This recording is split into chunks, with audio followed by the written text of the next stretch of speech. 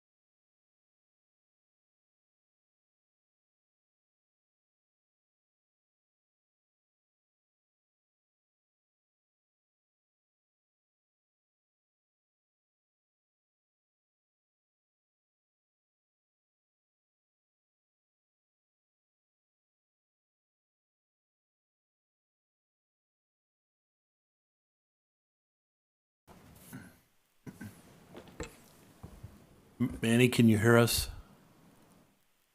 Yes, I can hear you now. ready? It's 6:02. Excuse me. Welcome to the Planning Commission meeting for August 4th, Franklin County Planning Commission.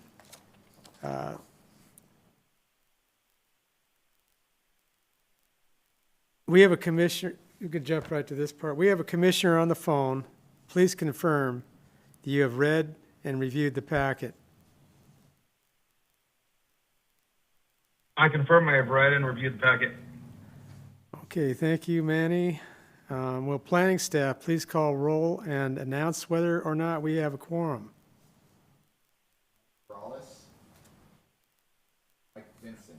Here. Remy DeRue. Mark DeReuter.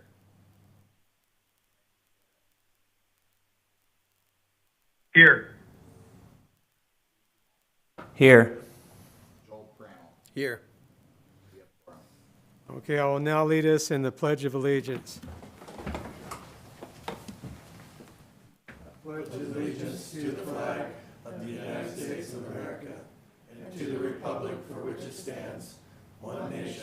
Under God, indivisible, with liberty and justice for all.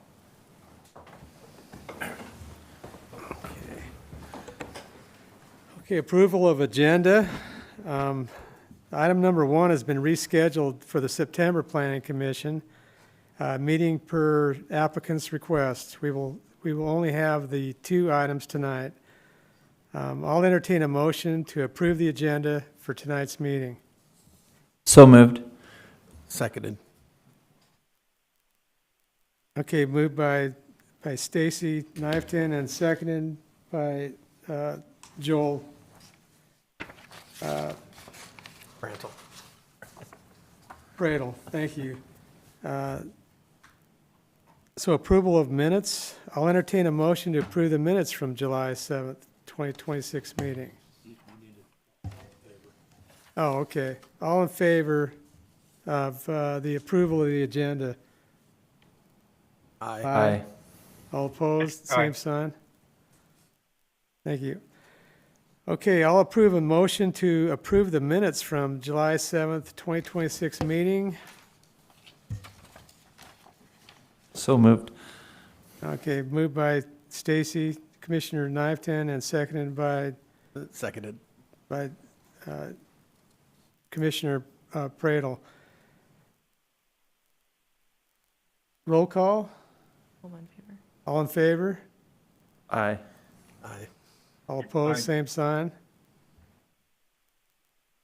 Okay, will staff in attendance please introduce yourselves? Wes McCart, Director. Alex Hall, Long Range Planner. Jem Bellamore, Planner 2. Thank you. Okay, it is now time for the public hearing portion of our meeting. Good evening and welcome. Here are the ground rules for tonight's hearing. In-person public testimony will go first. Each person will be called upon to speak during their allotted in-person public testimony section. Please state your name for the record.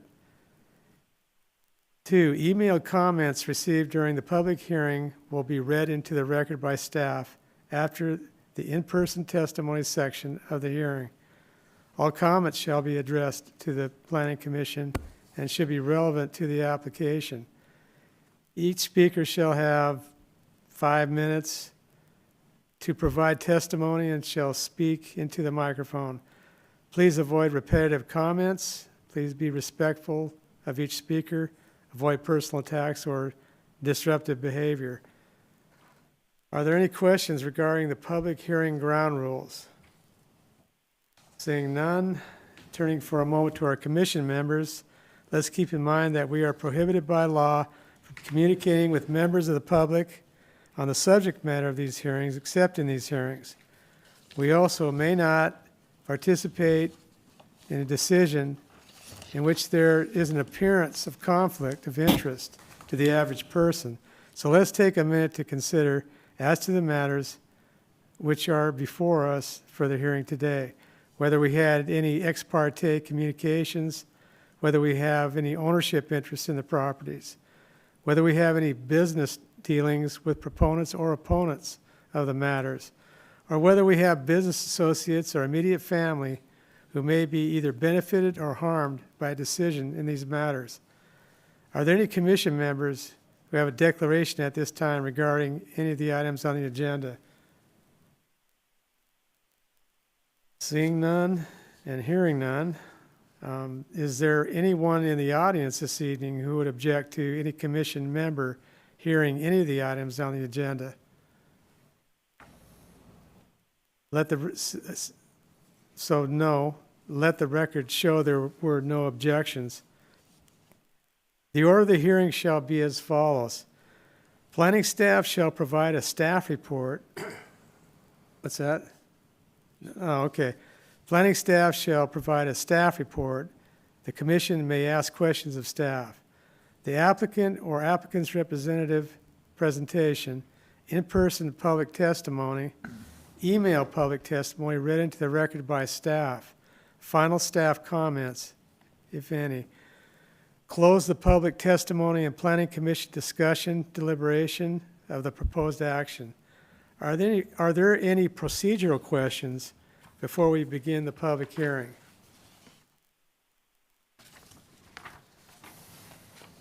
Okay, moving to item number 1, which item 1 is a public hearing for ZC 2026-05/SEPA 2026-10 RKAP LLC rezone.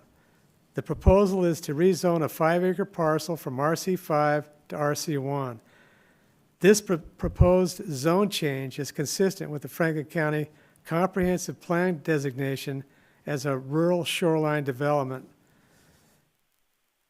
I declare the public hearing for ZC 2026-05/SEPA 2026-10 to be open at 6:10 p.m.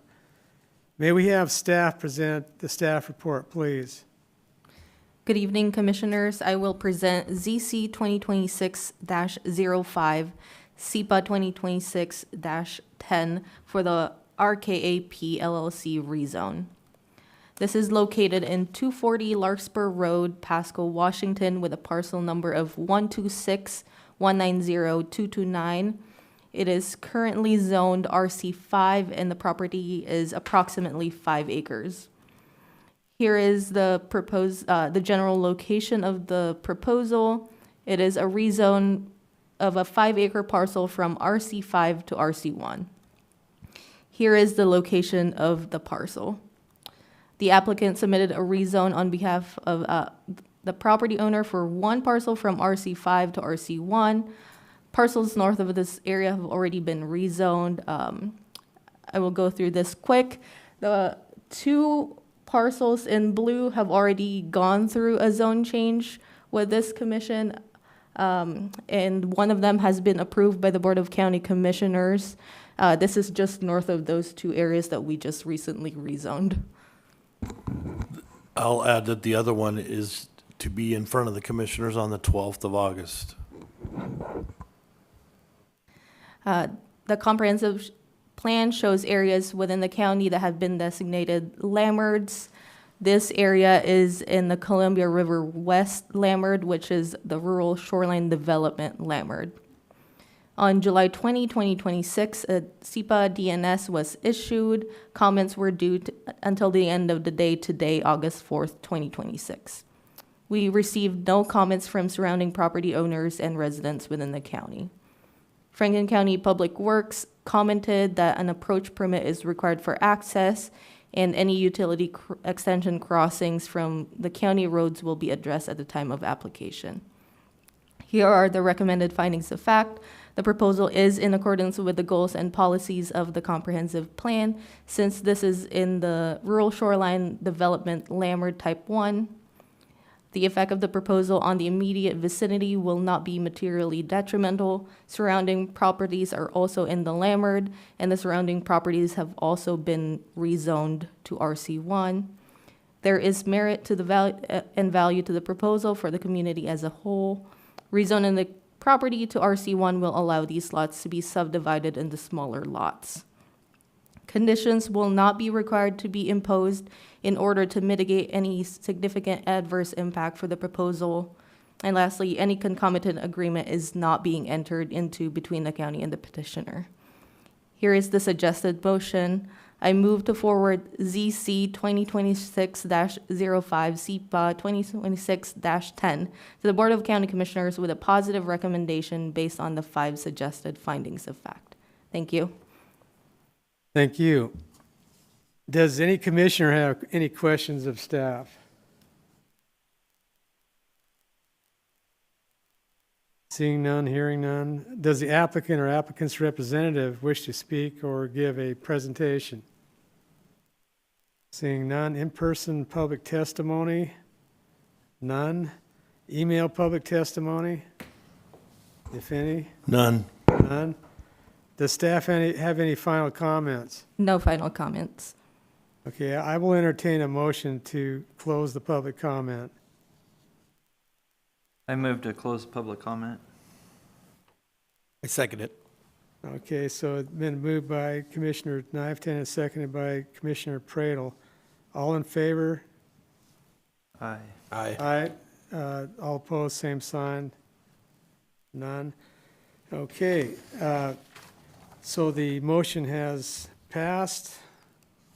The public testimony portion of public hearing ZC 2026-05/SEPA 2026-10 is closed.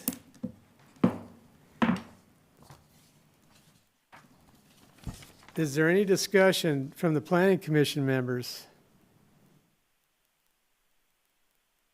Seeing none, I would entertain a motion.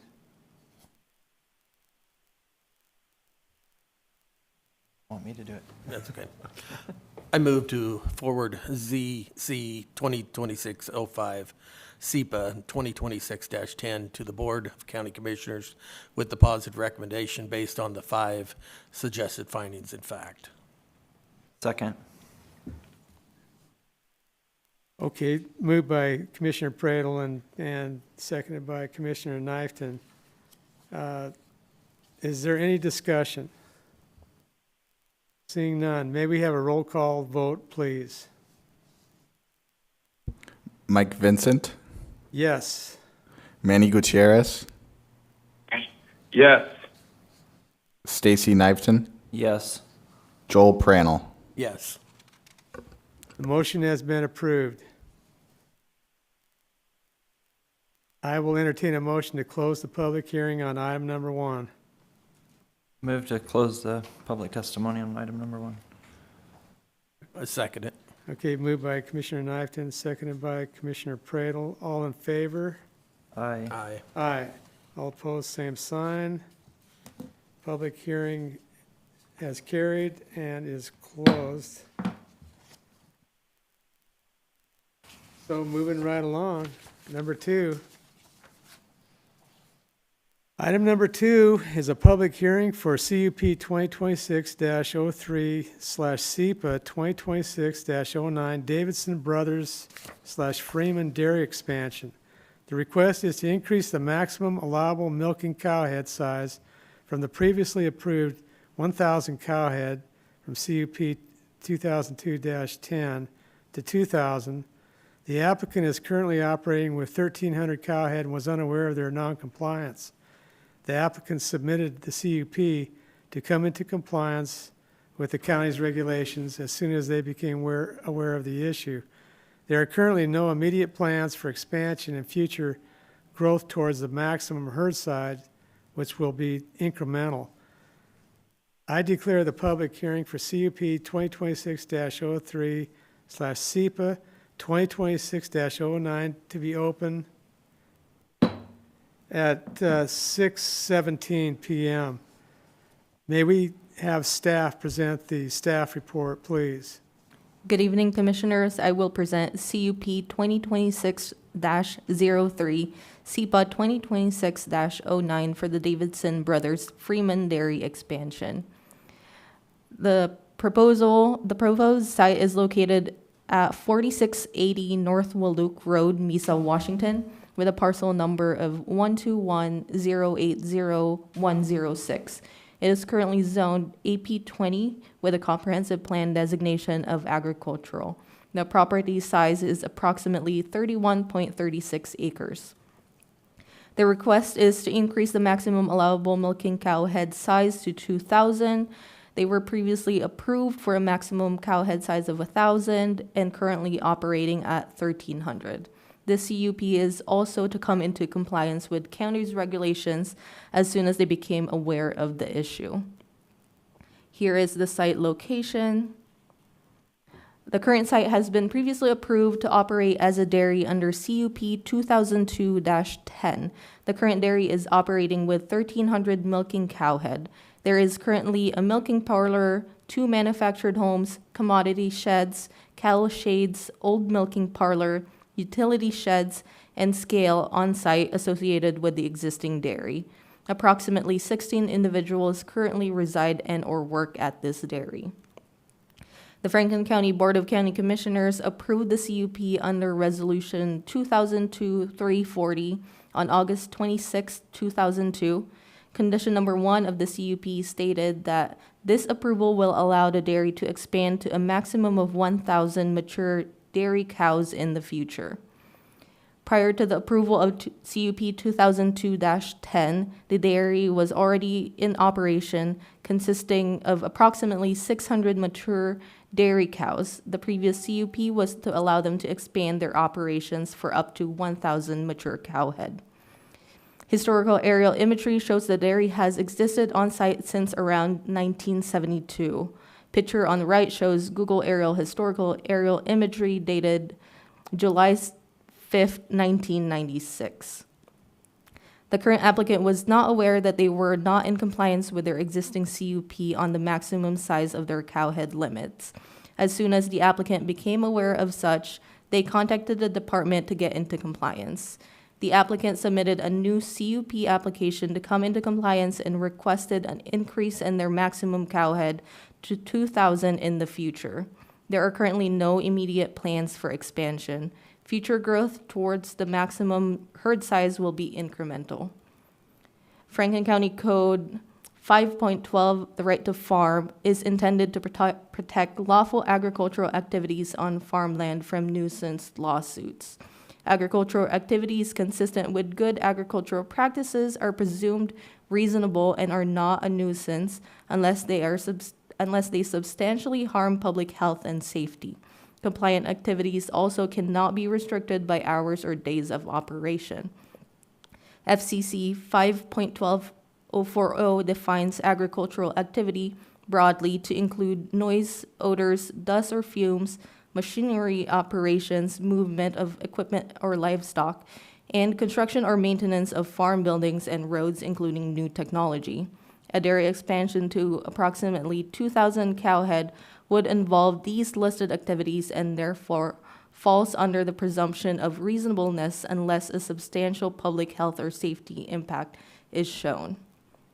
Franklin County's odor and fly control guidelines, County Resolution 2001-238, applied to this dairy expansion and were used in the application review. The guidelines recognize odor management as important, but also acknowledge that no livestock operation can be completely odor-free. Zoning should be used to minimize conflicts where possible.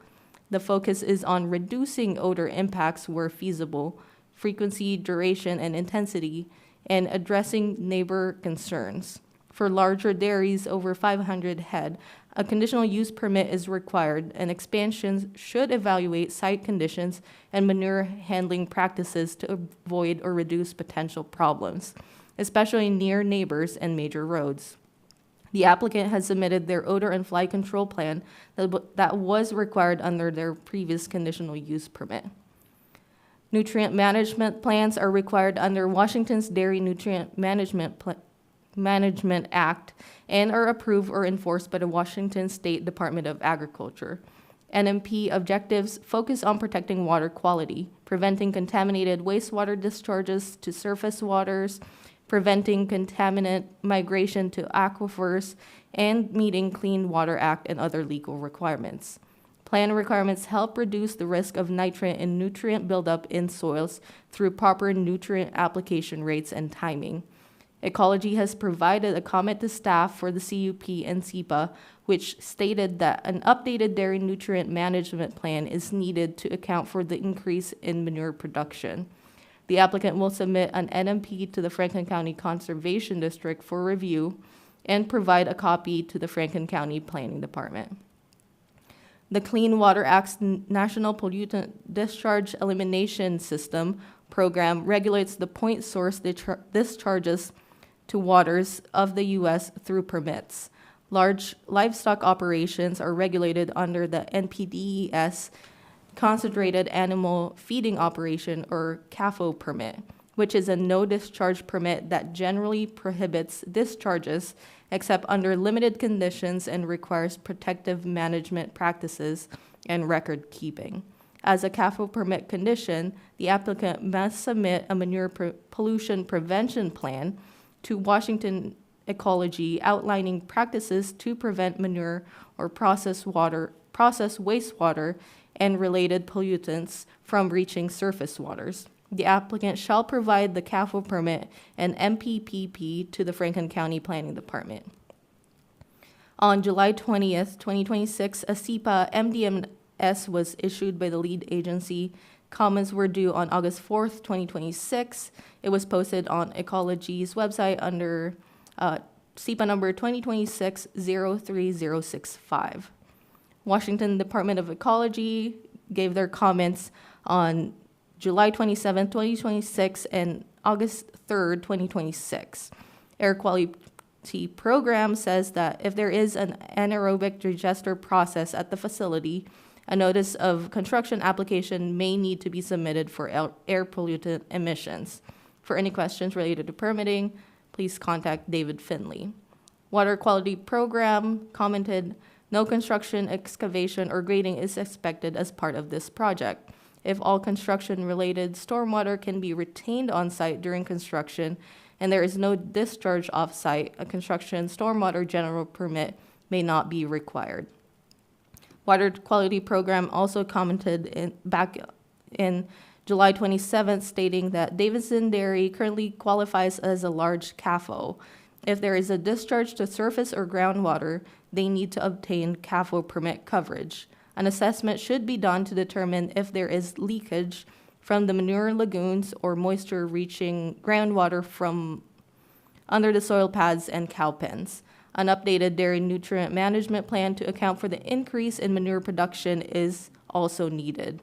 There may be cumulative long-term impacts to groundwater nitrate levels from the increase in nutrient loading to surrounding area from exported manure to land application fields. Prior to any expansion, this dairy operation meets the definition of a large CAFO, and if any pollutants reach surface or groundwater, they must apply for the CAFO permit. Water Resources Program commented, drinking water for stock under RCW 90.44.050 is unlimited. Any subsequent water uses associated with dairy operation, including washdown water and cooling water that exceed 5,000 gallons per day for industrial under RCW 90.44.050 would require water right authorization.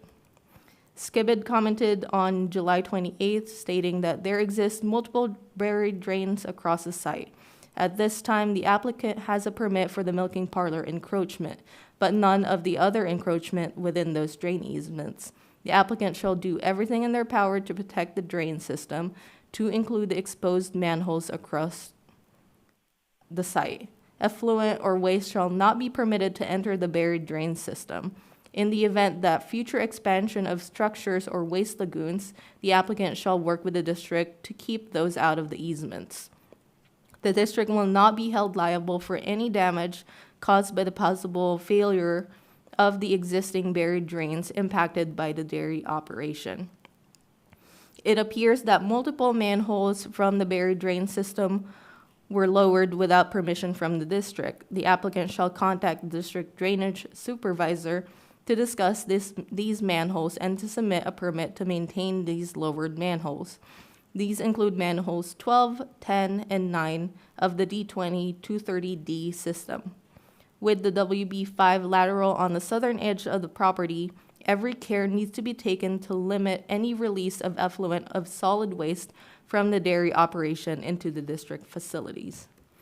Franklin County Public Works Department commented today stating that a headcount increase may cause impacts to the county road system. A traffic impact analysis shall be required to properly identify and mitigate for any potential impacts. This needs to be completed prior to closing the public hearing to allow for proper mitigation proposals to be considered. Therefore, Public Works is requesting that the open record hearing be continued and a decision be postponed until such time that the TIA is completed and the county road impacts mitigation measures and required road upgrades are identified.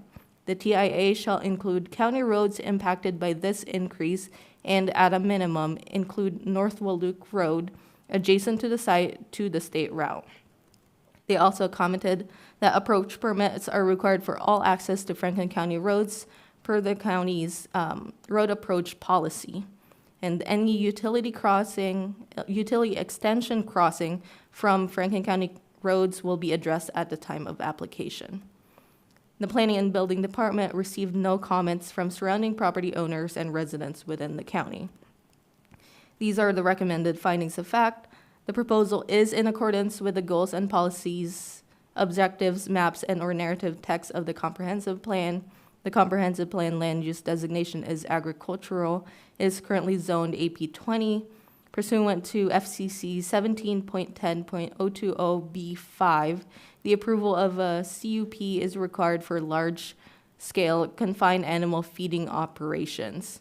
The codes further set out a dairy separation standard stating that no more than 2 operations that are greater in size than 1,300 milking cow head count shall be located within a 2-mile buffer. The buffer area shall be 2-mile radius from each operation center of primary animal confinement as defined by the Franklin Conservation District.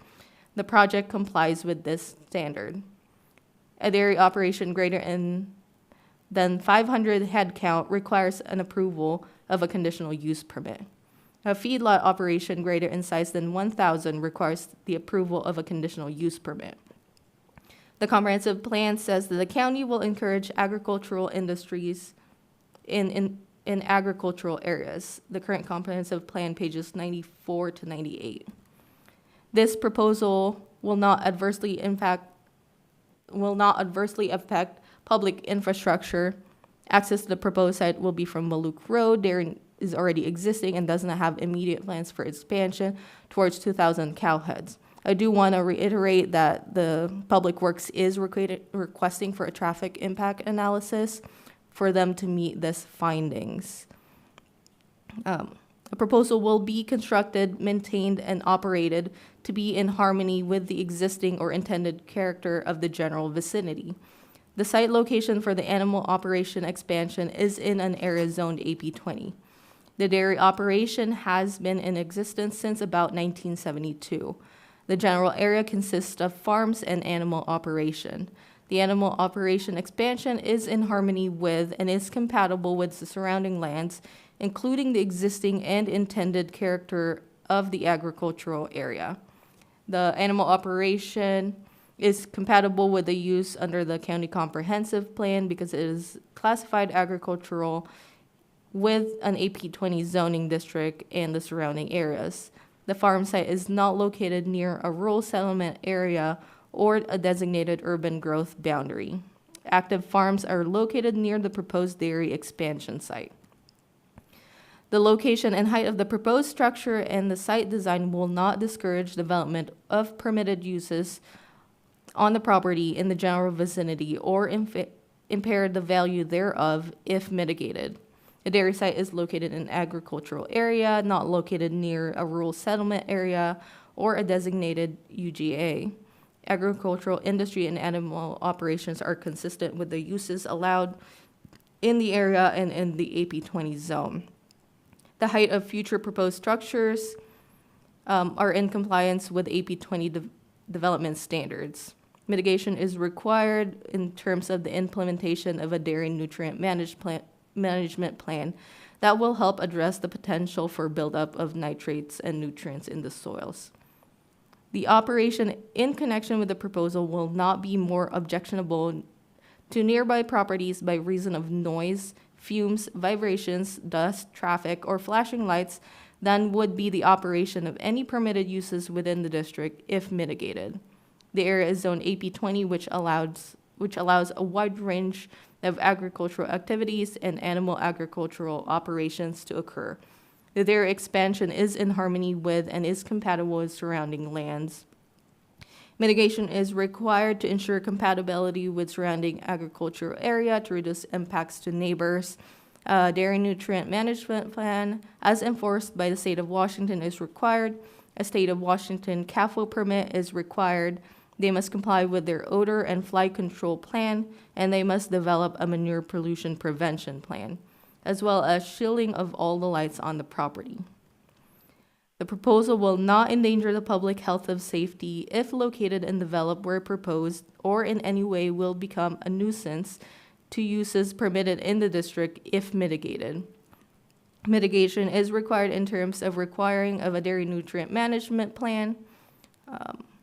This will help prevent discharge of contaminated wastewater to streams, drainage ditches, or other surface waters from facility. An odor and fly control plan was submitted as part of the previous CUP. A manure pollution prevention plan shall be developed for the dairy operation. A chemical hazard communication plan was developed and submitted to Franklin County Planning Department. A CAFO general permit must be submitted to the Washington Department of Ecology. A spill prevention control and countermeasure plan shall be developed for the dairy operations. An inadvertent discovery plan has been prepared and must be implemented for the project through all phases. Franklin County's right to farm ordinance states that an agricultural activity, if consistent with good agricultural practices, is presumed to be reasonable and shall not be found to constitute a nuisance. Here are the recommended conditions from the SEPA MDNS. Best management practices to minimize dust during construction shall be used, such as watering the sites in accordance with the Franklin County's clean air and dust control ordinances. The applicant shall meet and comply with all necessary air and water quality standards required by the Department of Ecology. Compliance with these standards shall occur at all times. Stormwater shall be retained on-site during and after construction. The project shall implement a stormwater pollution prevention plan in accordance with the Washington State Department of Ecology's stormwater management guidelines. Toxic or hazardous chemicals shall be managed, handled, used, and stored in accordance with applicable federal and state laws. The chemical hazard communication plan shall be followed. The applicant shall comply with State of Washington's requirement for dairy operations. A manure pollution prevention plan shall be developed and submitted to the Franklin County Planning Department. A spill prevention control and countermeasure plan shall be developed and submitted to Franklin County Planning Department. The submitted odor and flight control plan shall be followed. The submitted inadvertent discovery plan shall be implemented for the project through all phases. A Franklin County grading permit must be submitted before any grading, filling, or movement of earth greater than 50 cubic yards. A Franklin County building permit must be submitted before any future construction. For the conditional use permit, they are required to comply with the requirements of the Department of Ecology, in which they are required to get a CAFO permit, and they are required to get an updated dairy nutrient management plan to account for the increase in manure production. If there is an anaerobic digester process at the facility, a notice of construction application may need to be submitted for air pollutant emissions. If all construction-related stormwater can be retained on-site during construction, there is no discharge off-site, a construction stormwater general permit may not be required. And any subsequent uses associated with dairy operations that exceed 5,000 gallons per day would require a water right authorization. They must comply with the requirements of SCBID pertaining to their buried drain lines, that they will not be held liable for any damage caused by possible failure of the existing buried drain lines, that they need to contact the district's drainage supervisor regarding the multiple manholes on site, and the WB5 lateral on the southern edge of the property must be taken care of. They must comply with the requirements of Franklin County Public Works regarding the traffic impact analysis, and the requirement pertaining to approach permits and any utility extension crossing. They must comply with the requirements of the Franklin County Planning and Economic Development pertaining to outdoor lights that are required to be shielded down. The Franklin County Ordinance Number 5-2007 as amended prohibits the accumulation of irrigation water on county roads. All structures shall comply with the standards of the currently adopted international building codes. Any deviation from the submitted plans shall be submitted to the Franklin County Planning and Economic Development Department for review. The rest of the conditions are the standard conditions for all our conditional use permits. Here is the recommended motion. If I can interrupt that, that will Okay. not be the motion that they'll want to make Okay, based on the comments from Public Works. okay. That is it for my staff report. Okay, thank you.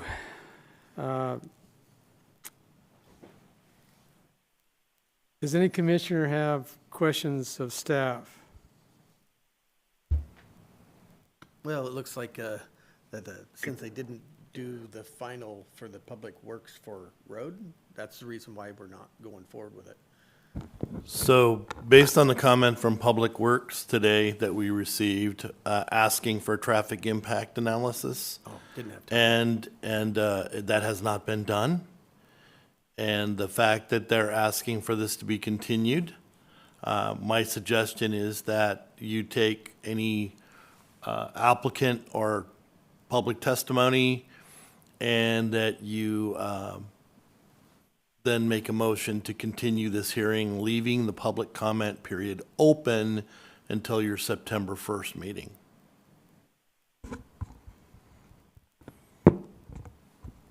Okay, I just have one question about the manhole adjustments to the drainage system.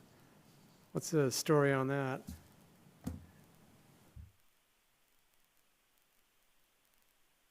I think that would be. It a sounded like they question. dropped it down, right? Yes. The risers on the manhole? Yeah, so just- I believe the applicant could answer that one. Okay, Well, on that same matter, I worked for the district for many years. A lot of farmers will lower manholes without asking the district. Yeah, I We just- lowered many of them when they got the notification to ask for it. Is your mic on? It is. Sorry, I'm not up close enough. But yeah, a lot of them get lowered and then we have to go, hey, where'd them go? so then Skip would have to want to look at that and approve that modification then. But that's the question for the applicant. Any more, no more questions? Commissioners, does the applicant or I have a question for the applicant. okay, Manny, go ahead. With the conditional use submitted application on behalf of the applicant, I'm understanding that they're currently under non-compliance, but the submittal has been made for the 2,000 heads of dairy cows. Is there a specific timeline? I may have missed this. Is there a specific timeline of when that will take place? Are you referring to getting to the 2,000 cows or increasing the herd? Correct. You want to come up and answer that?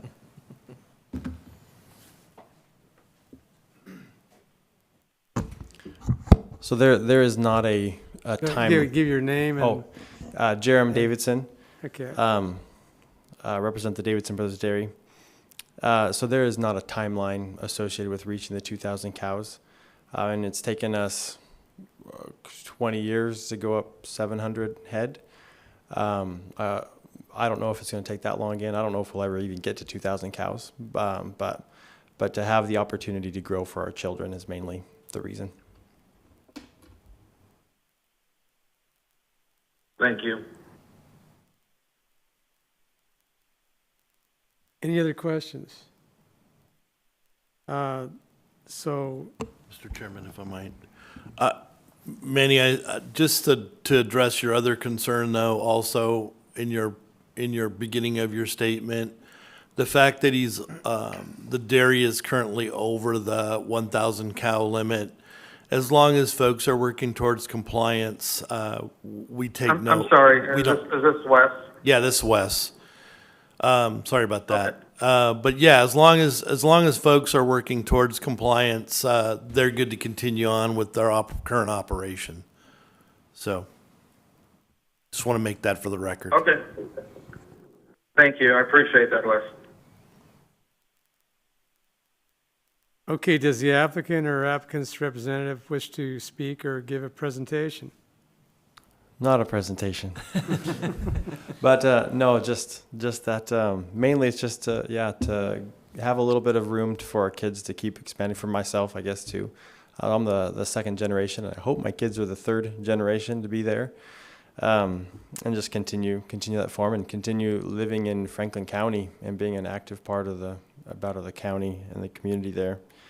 No set timeline on increasing cows, but we've just been doing a small amount per year, and as we're able to, and as you're able to do it with prices and everything.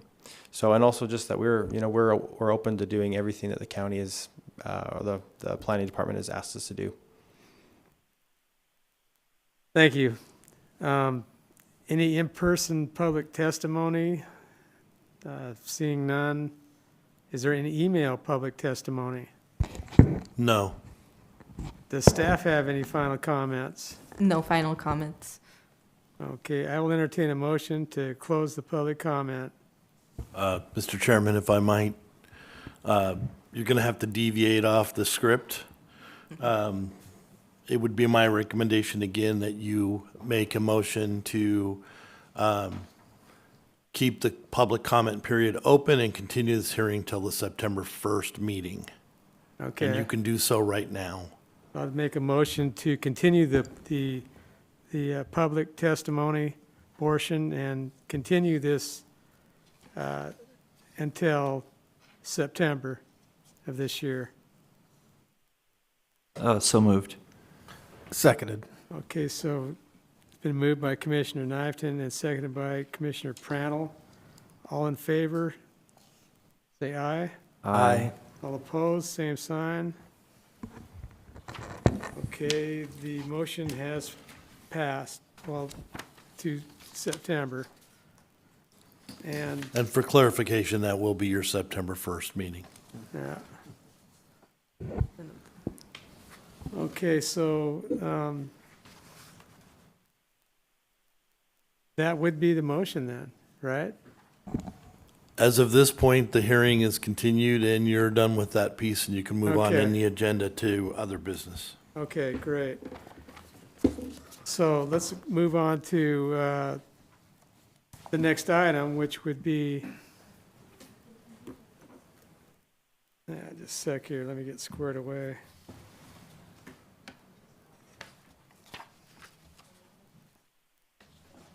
Well, the next item is the last item, Next item is other business. is other business. Okay. Other business.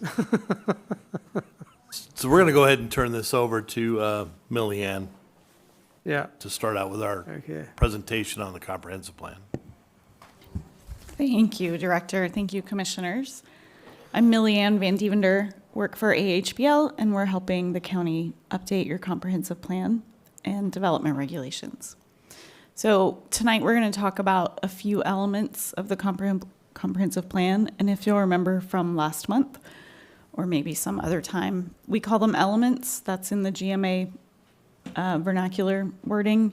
They're chapters. It's a big book, it's a big document. The elements are the chapters. So you may hear me use those two terms interchangeably. Oh, I have it in my hand. So tonight we're going to talk about the capital facilities element or chapter, utilities, parks and recreation, and climate. Capital facilities and utilities have always been in, or at least in the last 2 rounds of updates have been in your comprehensive plan. Parks and recreation is a new element, and I'll go into why in a little bit. And climate is a new element. And then I'm going to present the first 3, and then Alex Hall will step in for climate. So just to reiterate some stuff we went over last month, there are general kind of sweeping updates to the comprehensive plan. When we first go in and look at these, we look for low-hanging fruit. We can improve grammar and word use, because we don't want this to be some academic white paper that nobody understands. You want it to be readable and approachable, so that's the first step, is just to try to make it so, or make it better that way. We've also gone in and updated any outdated information, updated links to reference the most recent online resources. Maybe something didn't have a web page last time, now it does. We've added that. Updated maps, provided some more maps and replaced previous maps. And then the big thing that you'll see if you were here the last time, I know at least one of you was here last time, there's a proposed reorganization of the chapters to provide the goals and policies in one volume and the analysis in a second volume. And then there's been a proposed rewrite of all of the goals and policies for many reasons, including these general changes to make them more readable, approachable, more succinct, efficient. So again, just some reminder background information. The comprehensive plan is required by fully planning counties in the state of Washington. You've had it for many, many years. It's been updated several times. I've personally been involved with 2 updates now. And the first step in updating your comprehensive plan is to work with the other communities, cities in your county. So the cities and county sat down and worked on, hammered out the countywide planning policies, and the Board of County Commissioners adopted those in 2025, late last year. And then the legal framework for the plan is that it is part of the Growth Management Act. It's required, and there's lots of rules that we have to follow for the comprehensive plan. There's lots of information that the state requires every community to provide in their comprehensive plan. They divide it into counties and cities, thankfully, so you're not subject to like some of the same rules that Pasco is subject to. And then legally, you are obligated to follow those rules and to provide those rules as applicable. And then the plan's purpose is to be a roadmap, basically, for your future. What does Franklin County want to be over the next 20 years? And then what's that going to look like? What's that going to take to happen? So that's basically the purpose, is to give some thought to how it's going to happen. And then plan implementation strategies. We will be bringing some development codes and different code updates to you. That's how your plan gets implemented. If the comprehensive plan is the roadmap, your development standards and your zoning code, for instance, or your subdivision codes, those are like your GPS and your road signs. That's the boots on the ground. That's where the rules come into place. That's where your goals for your county get implemented and start to happen. Okay, so we'll start with the capital facilities element. So what's required from the Growth Management Act in the RCWs is that you have to have an inventory of your existing capital facilities. You have to identify all public entities that own capital facilities, and then you have to look at a forecast and provide a forecast of the future needs of capital facilities. So if you think about it as any business or perhaps a person starting out, if a person starting out has a goal in 20 years to have a good job and to have a house and maybe some kids, they start first by looking at what they have. Well, you know, I've got this much money, I could start saving for a car. That's one of my goals. Or I'm a business, I want to sell this many widgets in the future. What do I have right now? What's my inventory? And then what do I need? And then who else is providing stuff for me? Am I still living off my parents? Or, you know, so basically that's my analogy for it. So there's a whole inventory included in this chapter. And I'll get more into that in a moment. You also have to provide proposed locations and capacities of expanded or new capital facilities. So you can't just say, we think we should have X number of new capital facilities, that we should have this many new county staff buildings, we should have 20 of them. You have to figure out where you're going to put those. Do you put them over here where there's not a population center and there are no people, or do you put it closer? You have to make those decisions and think about it. And then it also has to include a 6-year plan that will finance the capital facilities. So how are you going to pay for it? And that has to include projected funding capacities and clearly identified sources of public money. There's also a requirement to reassess the land use element if probable funding falls short, and to assure that the land use, capital facilities, and financing are coordinated and consistent. So the Growth Management Act is saying it has to be more than just pie in the sky. You've got to root it in something. You've got to anchor it in something and have some realistic ways to pay for things, or ideas on how to pay for things. And then if you can't, then you need to adjust the other aspects of your comprehensive plan so it all works together. So what's included in this chapter? There's a forecast of future needs. There's capital facilities funding. There's a facilities inventory with all of the county buildings.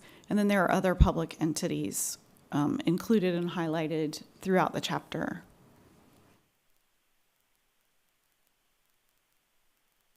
So this would include information about the Sheriff Department, fire districts, hospital district number 1, emergency dispatch center, agencies and community service providers, schools, libraries, essential public facilities, etc. It's all mentioned in there. Tried to highlight anything. Of course, if you see something that's missing, please let us know. So county staff circulated draft copies for review by agencies and public entities. And also, Wes and staff circulated a questionnaire to the different departments to ask different departments in the county, what do you need in the future? What do you need to meet your goals in the future? What are your capital facility needs? So that information has been included as well. So the element's been reorganized to better correspond to those GMA requirements for the capital facilities element. And then there was, the adopted plan right now has parks and recreation information in the capital facilities element, but that's been proposed to be removed out to its own chapter, just to keep it clear. And there's been more information added to that and gone in a little more in depth with that. So we've updated some maps. These are just examples of what you can find in there: fire protection districts, school district boundaries. So proposing to add a section for hospital district number 1. We've added a new capital improvement plan, which is required, and a section on the future needs identified in that plan. So that's the part that Wes asked department heads for their needs for the future, and it details that out. We've included it as an appendix. You got it in your packet, a nice chart that shows what each department needs, why they need it, how far in the future they think they're going to be able to obtain it or attain it, and then how much money it's going to cost. So that's all included in there, and then there's a description of each of those requests. Just really nice to have that documented. It's really going to help moving forward to reach those goals. And then also propose to expand the capital facilities funding section. So the Climate Commitment Act and County Distressed Public Facilities Fund are both provided in the chapter.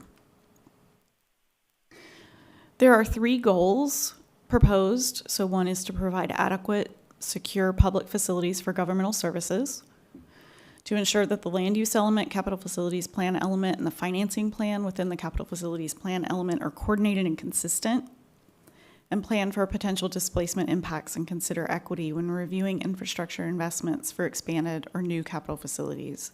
So B and C are required by the RCWs. Probably A too. There are also 18 proposed policies that go with these goals to help drill down.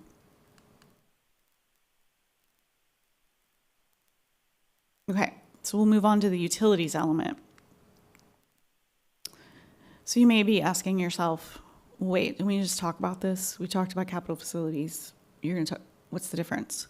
So capital facilities that chapter is focused on planning and financing. It answers the question, what does the county own, which includes roads, maybe parks, and it ensures that development can be adequately served by public infrastructure. Utilities chapter addresses the general location, provider, and capacity of existing and proposed utilities, including water, sewer, surface water, electricity, natural gas, telecommunications, pipelines, and solid waste service.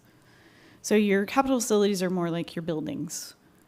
Utilities is more the infrastructure, if you want to think about it that way.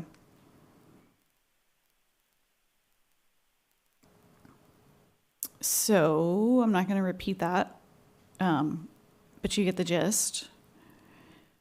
So sometimes the capital facilities and utilities elements chapters are combined, but that's more likely when the jurisdiction provides the utility. So like the city of Richland provides some utilities, so theirs may be all together. It's not that way in Franklin County, so it's broken 2 different chapters.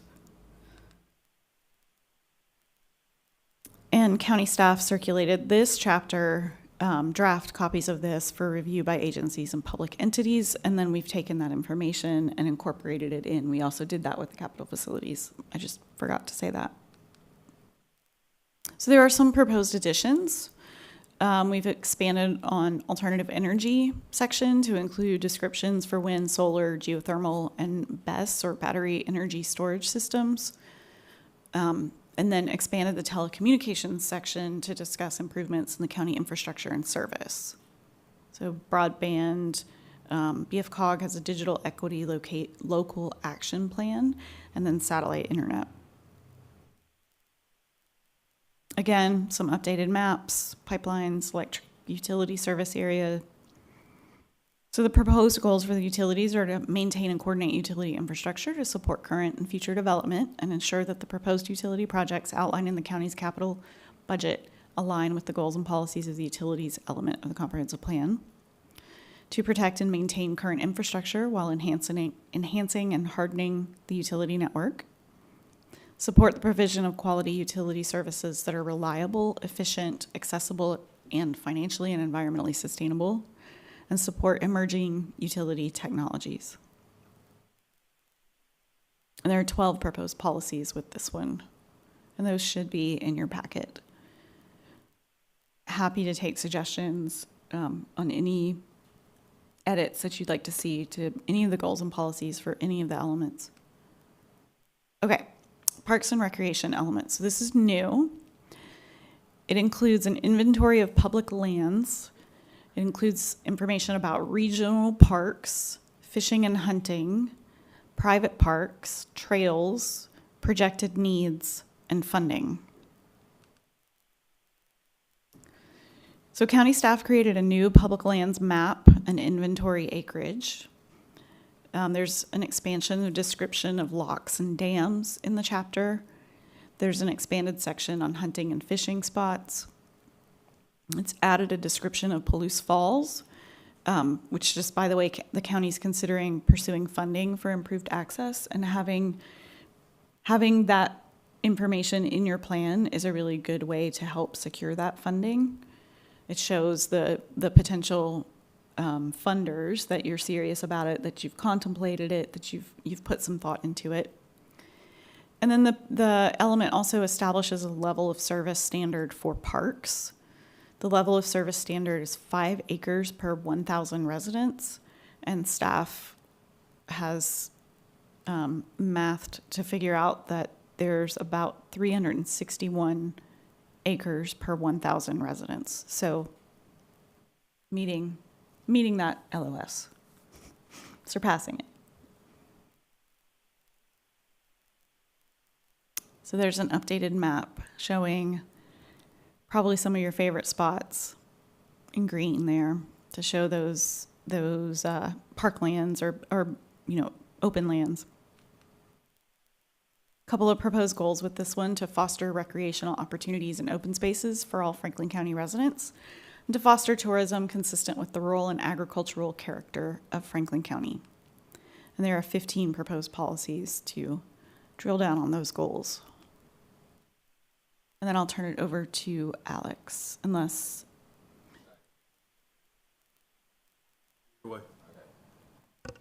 Everyone, my name's Alex Hall. I'm the long-range planner here at Franklin County, and today we'll be presenting on the, actually, do I have the control over the slides? I can do it, Oh, okay. unless you want the clicker. The climate change and resiliency element. And so this is our other new element that we have to do this year. As the state of Washington, our legislature has passed a bill mandating each county and city create a climate change and resiliency element. And so, next slide, please. And so this includes 2 sub-elements. So one that's focused on resilience to natural and climate-driven disasters, such as, for instance, we can all appreciate what's happening in Spokane, and we're get to experience a lot of the smoke that's coming down our way.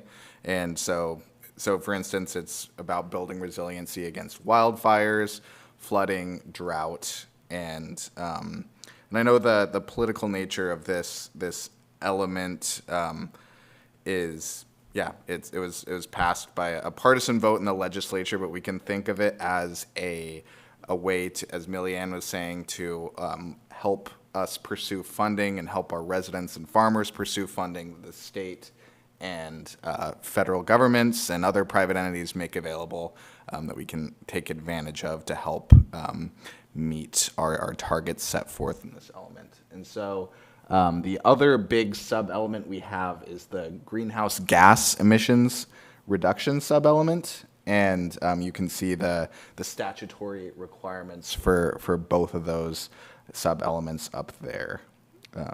Next slide. And so what is included in this sub-element, or sorry, in the climate change and resiliency element?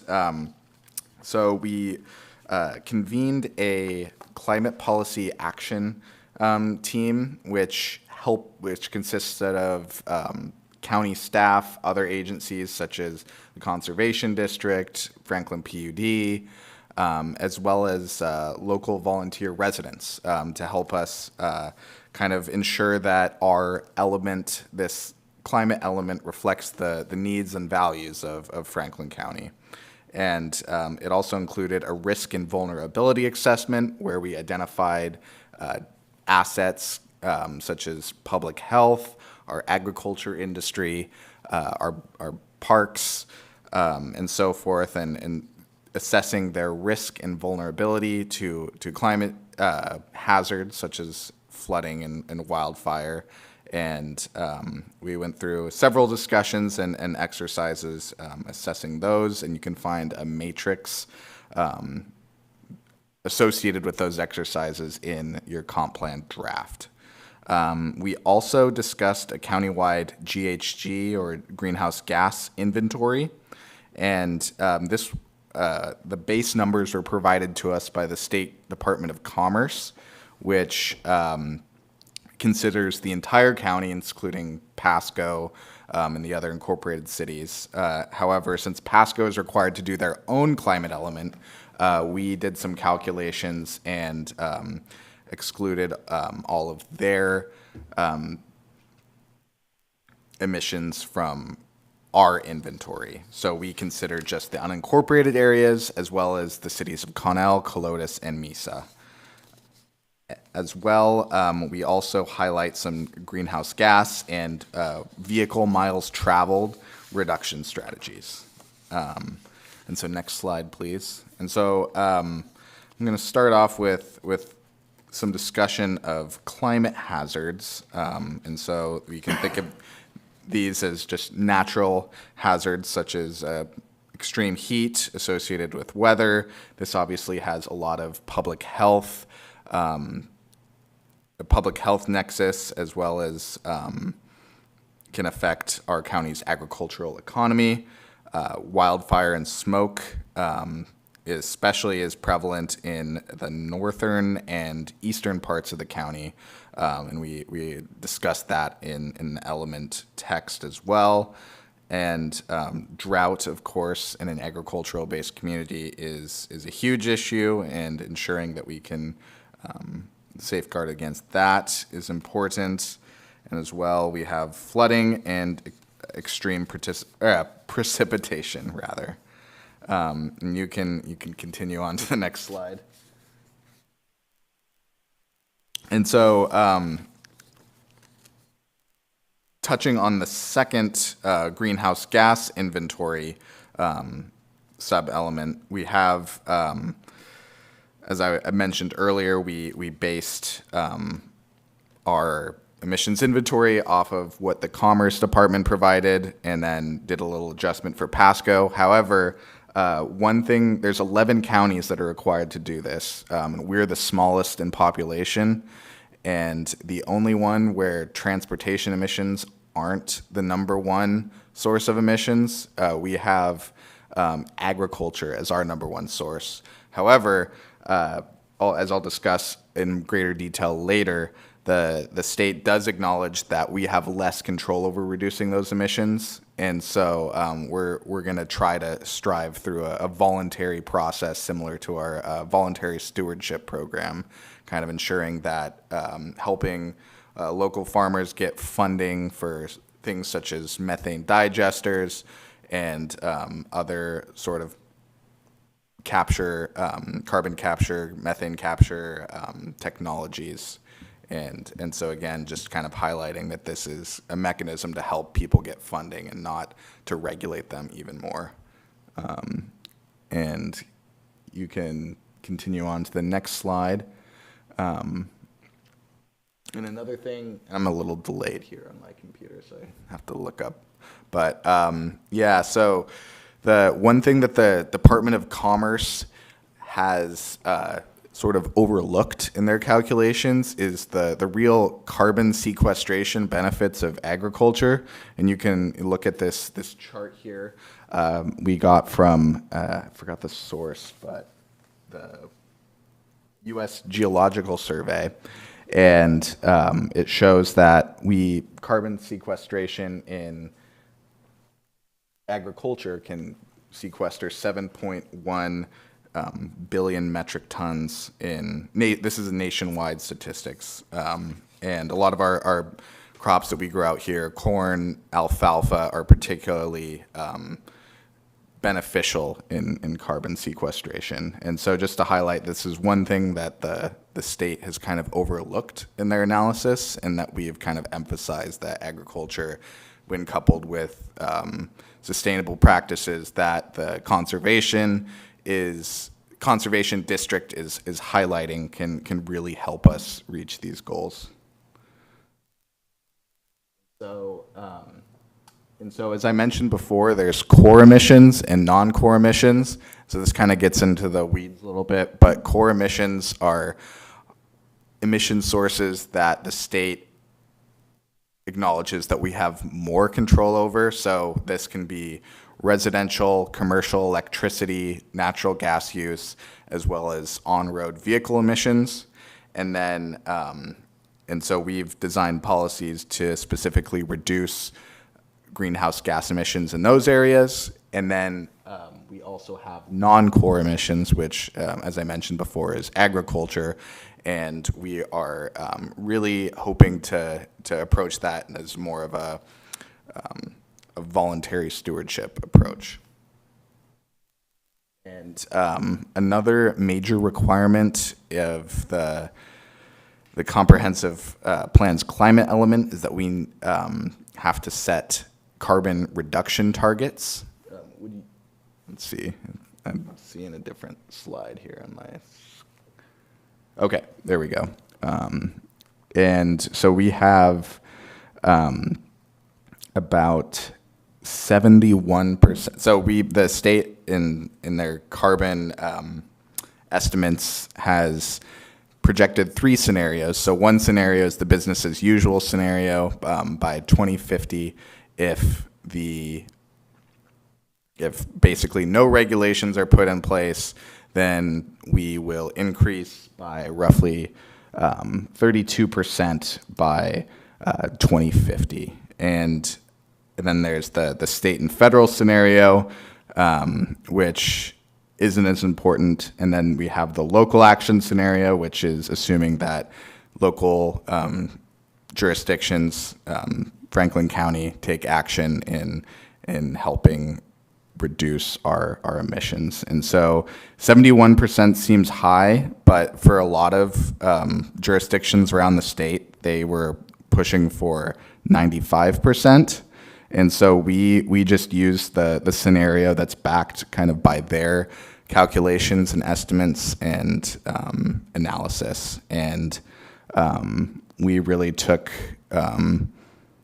into consideration potential scenarios that could happen later on in the state legislature and how to best approach that. So next slide, please.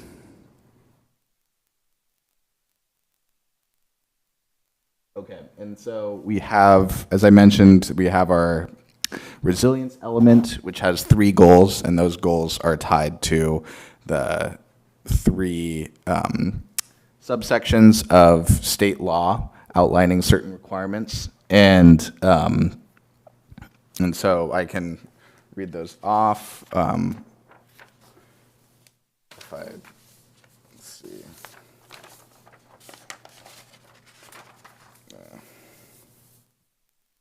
Okay. Yeah, I mean, you can all read them too, but if you'd like me to move on, I can move on. And we have our. We can read them over here. Okay, great.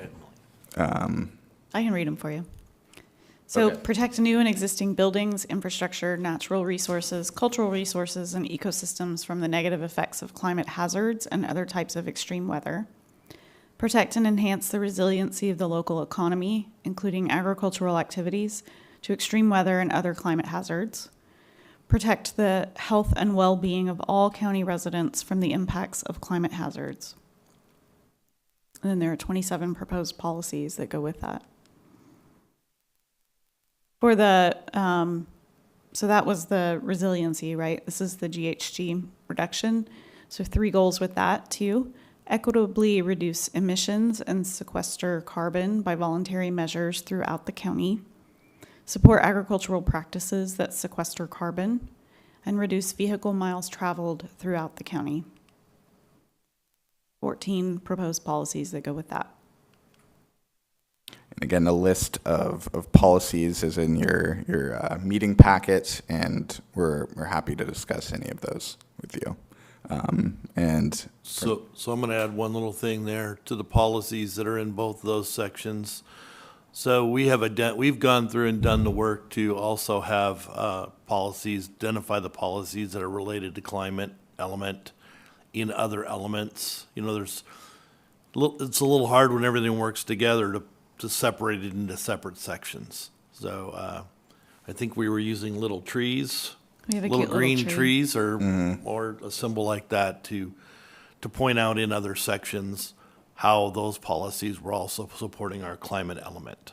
So we're not just relying on this to meet the state mandate, where we have policies throughout the entire comp plan that are proposed to do that. Kind of strange how the state is the one that's implementing it to us fully, even though we've been doing it for years for them, for ourselves, and to have a plan, but then to have it where they're going in the hole faster than us ever. I mean, they're so much in the negative, and we got to make sure that we keep it in the budget. It doesn't make any sense with them doing what they're doing, but they need to learn how to cut back. And then if you have any questions. I got a question. What's the concept of sequestered carbon from an agricultural standpoint? What exactly does that mean, and how do we get there? So, the state really Commerce generally didn't talk about too much about the way that agriculture looks at holistically. You know, some of what I've heard is that ag, you know, you sequester some carbon in, let's say alfalfa. You're growing alfalfa, you're sequestering some carbon, you cut off the crop, you sell the crop to somebody that's, you know, feeding it to their animals, gets digested, that carbon's released back into the atmosphere again through different processes. You till the soil, you lose some of that carbon back out through natural processes of tillage. And this is where the no-till drills and stuff actually do help sequester more carbon than they actually produce. That's one mechanism. But probably the best example that I've used is thinking of like the dairy proposals that we have with the methane digesters. You know, the methane digesters, methane is, I believe, like 20 times more powerful than carbon dioxide, some number like that. So for every bit of, type methane gas that we can sequester, that's just that much more carbon equivalents that we end up getting credit for. So if you put a methane digester in there, you're literally taking that methane and turn it into useful products and sequestering it to where it can be used for different processes. But by not tilling the soil, you sequester carbon. Yes. Yes. Okay. So it's, and I think that's why the state considers it a non-core emissions.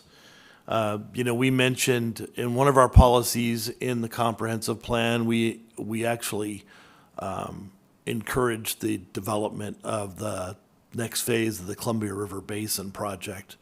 Let's get the dry land irrigated. And when we were on the phone with the gal from Ecology, she mentioned the fact that, well, you'll be increasing your carbon footprint if you do that. And, you know, it's like, I asked her, so, well, what are you looking at that would do that? And she says, well, you know, if you've got to pump that water up, all the pumps are, you know, using oil for lubrication, and, you know, they could be using motors or some kind of an energy that produces carbon to pump that water out there. You know, so it's like, well, a lot of the power we're using is hydropower. Well, hydropower puts out, you know, the dams they have a carbon footprint too. It's like, well, yeah, but at the end of the day, for those guys that are out there and gals that are out there, you know, dry land, predominantly wheat, now if I can rotate 3 crops through in a year, think of how much more carbon I can sequester. So, you know, your input's going to be there. I'm not going to argue that, but your sequestration part of the equation is going to drastically increase over the dry land farming that's out there now. So we actually have a net benefit by getting that project done and getting more irrigation out on the ground. Well, how does our carbon footprint compare with others of a more industrial type of a situation? Yeah. Just out of So, curiosity. so a lot of the, like Alex mentioned, a lot of the other counties are dealing with vehicle miles traveled is their biggest thing.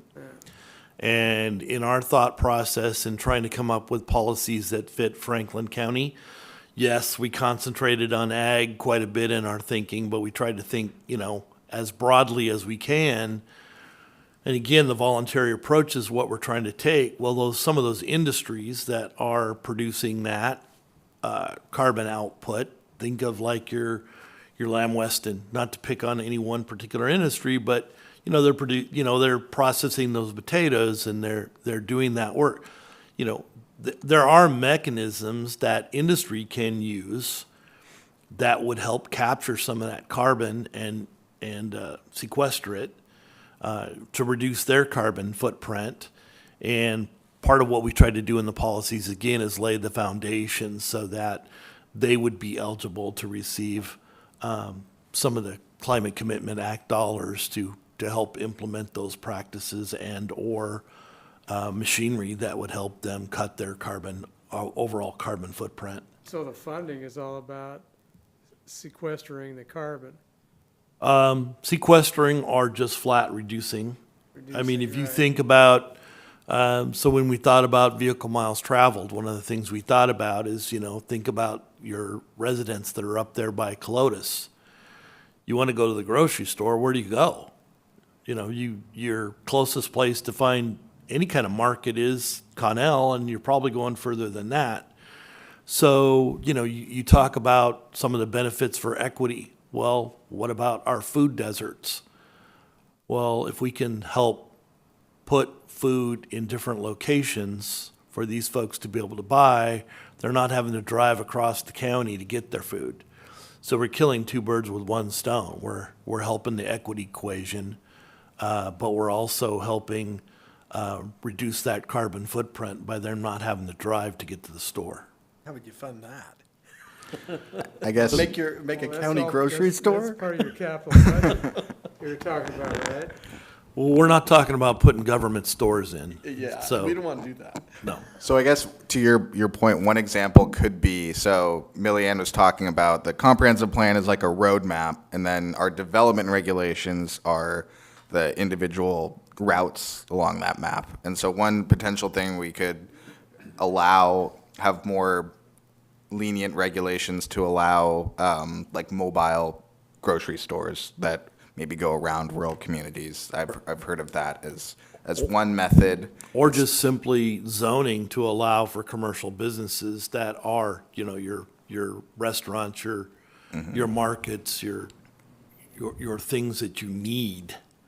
A lot of times what you find is that in these small communities or around these small communities, in the urban growth areas around them, you know, they don't have enough available land for some of those commercial activities. So we've kind of looked at that as we're talking about the zoning and we're talking about, you know, the use tables and what can go there to allow for those types of things to go in to help because land use is one of those core things that we have control over. So by trying to zone properly and put use tables in the proper mechanism so we can have those things closer to where people really need to be, we actually reduce the vehicle miles traveled. So, Yeah, like when you had mentioned earlier about where someone's growing hay and then it goes off to the cattle and then it's producing more.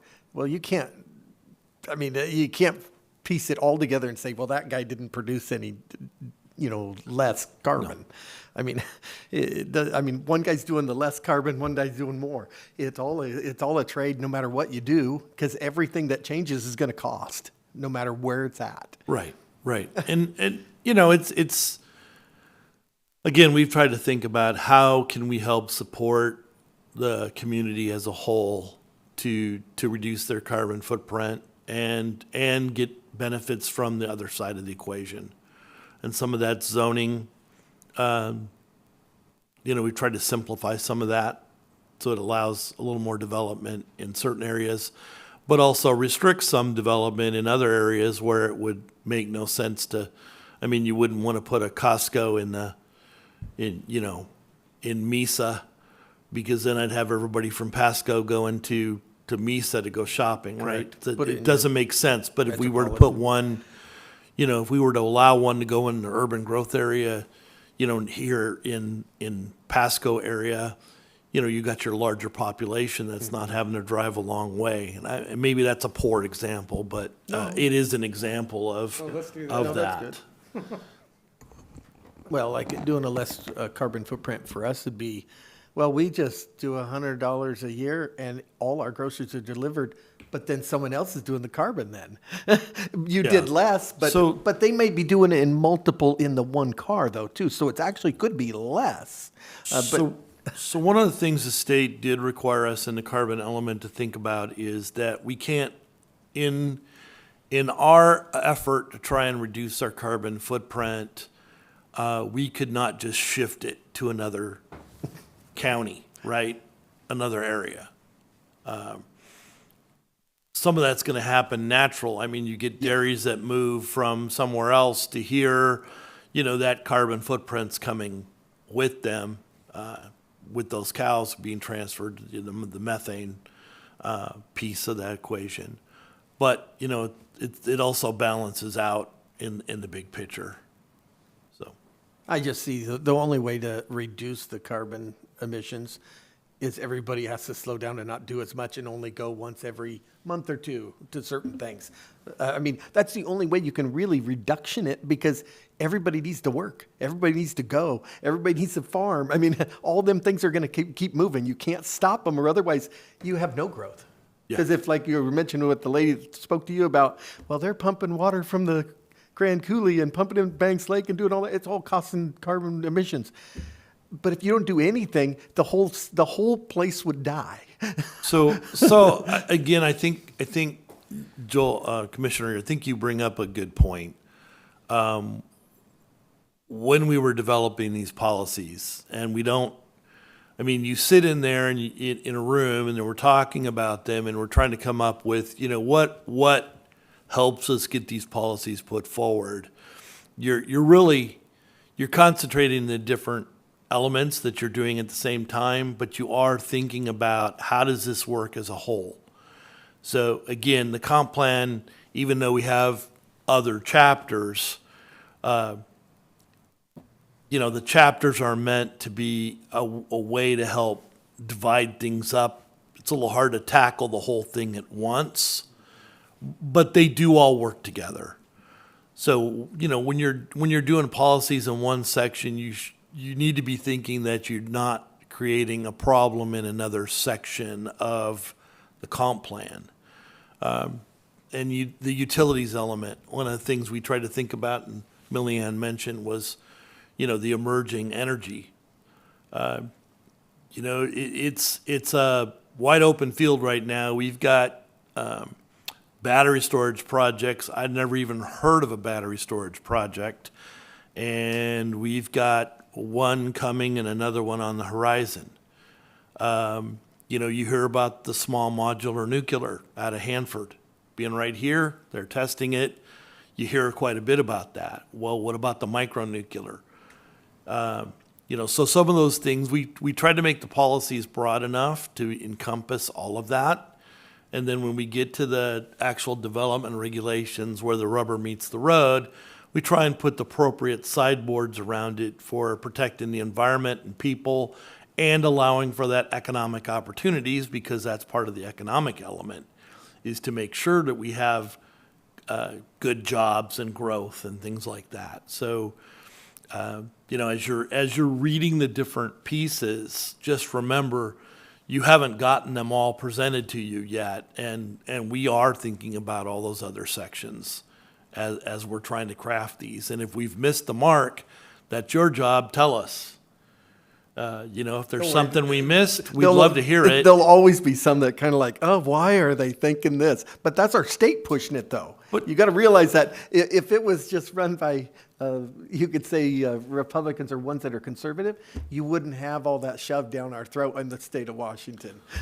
Well, the laws are there. I know. We have to follow them, and we have, in my opinion, done the best we can to make sure that they fit the flavor of Franklin County, and that is our ability under the Growth Management Act to do that.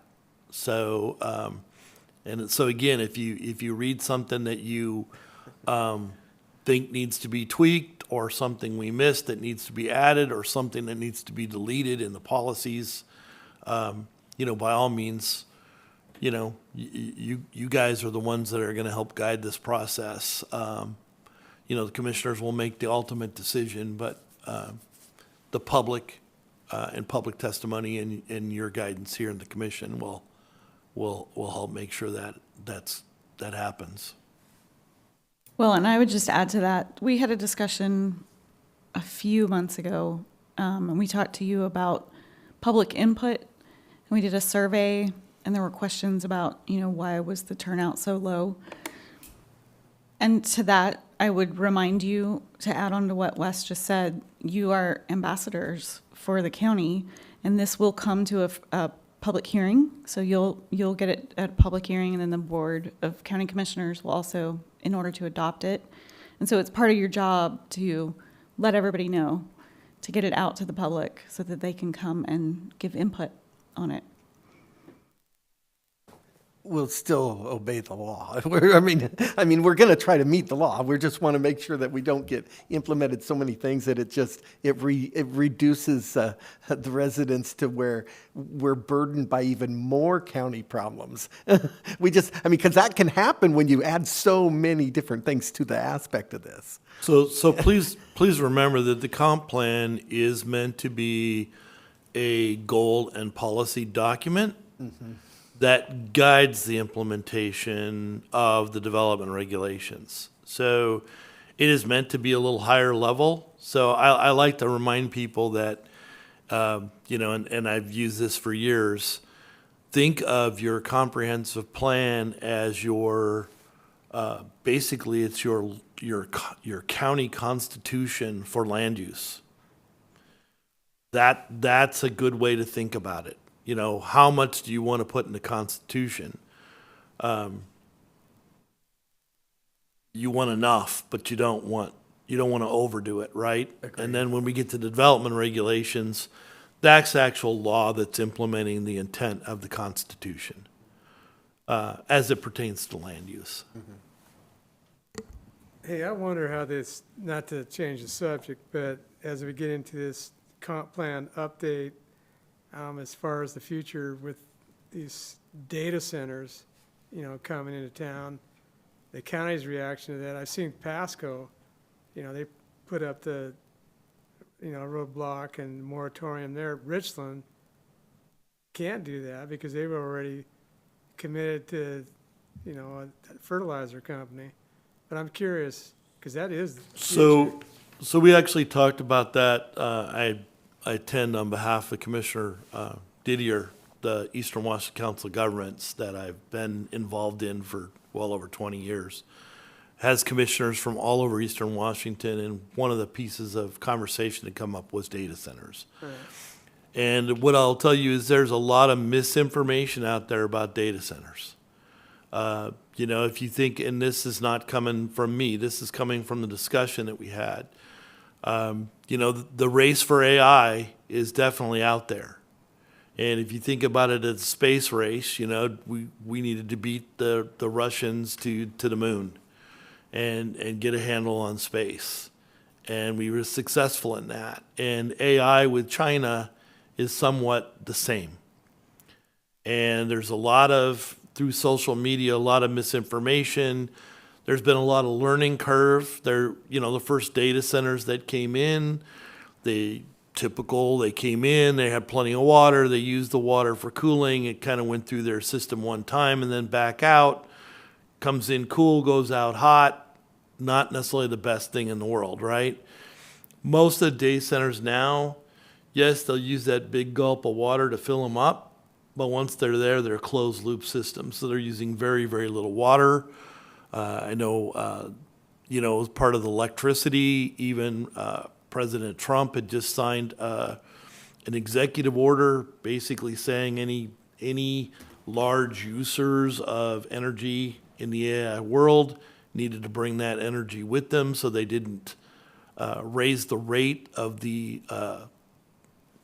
local community.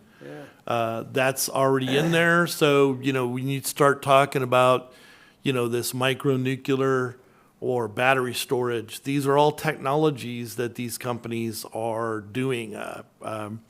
There's a proposal in, I think it's currently in Grant County right now, where they're bringing all their own power, and the water consumption that they have is extremely little. I mean, like I said, it's going to take a little bit to get the system filled, but once it's filled, being a closed loop system, there's very little water that they actually use, no more than what you'd say would come from, you know, kind of an average office type business.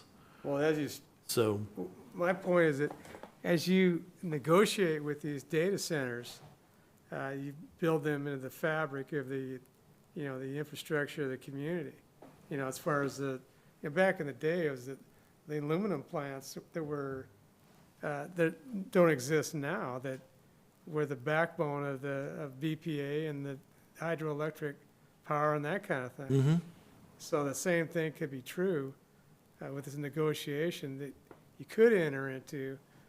You build them into the fabric, they become part of the community, and they support basically the grid. well, and that's sort of what we're trying to do with our policies and our development regulations, is to make it appropriate. You know, where should they go? You know, some of it is, you know, what should they be bringing with us? You know, I know for Pasco right now, with the way the water is in the city of Pasco, it's limited. A lot of businesses that are locating in Pasco have to bring a water right with them. And they're looking for water rights to transfer into the area to supplement Pasco's water, because they just can't handle that. So the county's perspective, we're trying to set up a mechanism that's similar to that. You know, if we've got the resource and it's available and folks want to use it, by all means, let's be using it. But if we're short on the resources or need to conserve some of those for the future, then you need to be thinking, how do you bring some of that with you? So that's kind of the airplane we're trying to build as we put this thing together. Well, I think it could be a positive thing. It's just a matter of how you lay it out. I think it's just a lot of, being on the Big Bend board, we've had a lot of talk about them, but like Quincy is just Yeah. the money they have Talk brought into to the mic. Quincy is just unreal. Yeah, I'm just talking about the money that the data centers have brought into Quincy is unreal. That high school is state of the art, and it's all data center funded. Exactly. I mean, you just But build it right you into gotta- the network. You gotta make sure it's done right and negotiated correctly, Well, but and this is why when when we were doing the open houses, as we did in the scoping meeting, you know, somebody asked me the question, and the wording I'm using is making sure you put the proper sideboards on it, right? It's not necessarily about regulating it down to the nitty gritty. It's literally putting the appropriate pieces in place to be a win-win-win for everybody. So even if you did bring them in, though, you won't meet the state standard because now your emissions are too high. Now you're going downhill, not uphill. The more you do, the more you are going to be emissions, no matter what you do.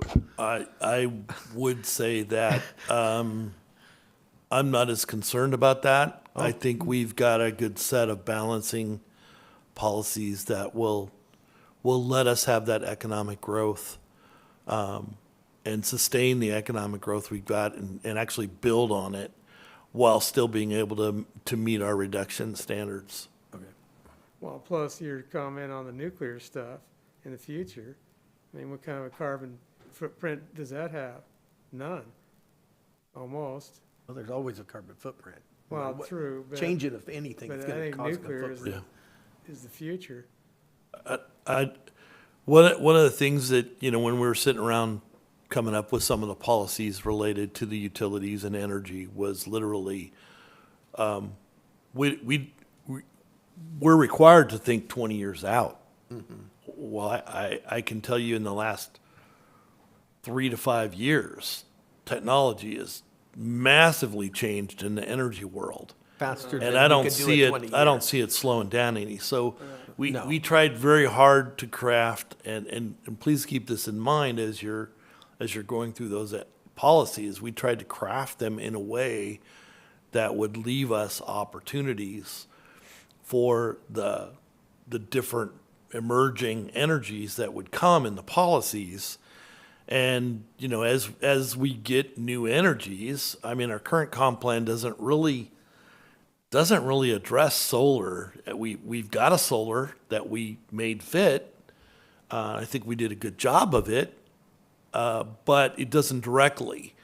And it's like, well, this has been around for a long time. We should know kind of what we're doing and borrow from those counties that have that experience to put the proper sideboards in place. But going forward, let those energy opportunities come. But again, make sure we've got those right sideboards in place to protect public safety, open spaces, and benefit our economy. So, any other questions? I don't know if we lost Manny or not.